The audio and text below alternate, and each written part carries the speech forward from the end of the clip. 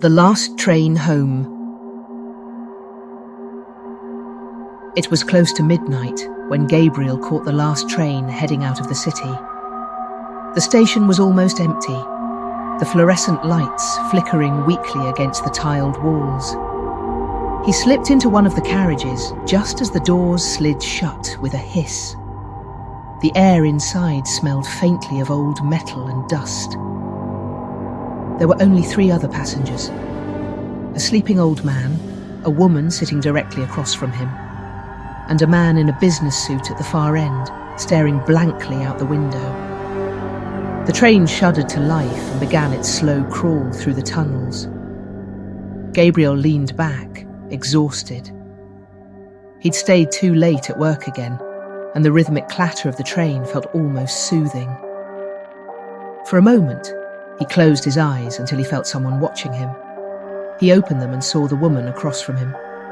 She was staring directly at him, her head slightly tilted, her eyes wide and glassy. Her face was pale, expressionless. He offered a polite smile. "Long day?" he asked, trying to break the silence. She didn't answer. She didn't even blink. Her lips parted slightly as if she was about to say something, but no sound came out. Gabriel felt uneasy. Maybe she was just tired or unwell. He shifted in his seat and looked away, pretending to scroll through his phone. But when the train passed through the next tunnel and the cabin lights flickered, he saw, just for an instant, that she was now sitting closer. He blinked. No, that couldn't be right. He glanced again. She was still in her seat, unmoving. Maybe the lights had played a trick on him. Still, the air felt colder. The hum of the train seemed to grow quieter, as if the sound itself was being swallowed. At the next stop, the old man shuffled off the train. The man in the suit stood up too, but as he passed the staring woman, he paused, his expression twisting in confusion. He reached out a hand, hesitating. "Miss, are you okay?" She didn't move. The train doors closed again. The man stepped off just before they sealed shut, leaving Gabriel and the woman alone. The silence pressed in. Gabriel tried not to look, but his eyes kept drifting back to her. She was still watching him. Her pupils seemed larger now. The train lurched suddenly, the lights flickering off, then back on. This time she was sitting right beside him. Gabriel's breath caught in his throat. He stumbled up from his seat, backing away. "Hey, what the hell are you doing?" She turned her head slowly toward him, her neck cracking with the motion.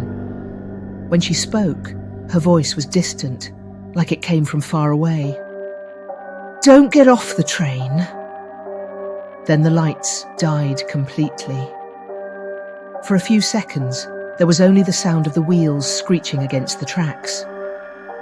When the lights flickered back to life, the woman was gone. The seat was empty. Gabriel stood frozen, his heart pounding. He didn't wait for another stop. He yanked the emergency lever. The train screeched to a halt. He jumped out as the doors opened, stumbling onto the platform. The air hit him like ice. He turned to look through the window. The woman was there again, sitting in the same spot, staring straight ahead. But now she wasn't alone. Behind her, dozens of faces pressed against the windows, blank, pale, their eyes wide and unblinking. The train began to move again, slowly disappearing into the tunnel. Gabriel stood there, trembling, watching the red lights fade into the darkness. Then he noticed something.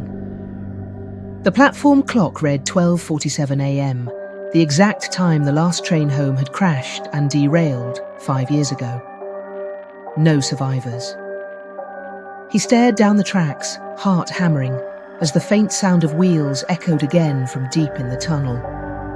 The same train was coming back, and this time it was stopping for him.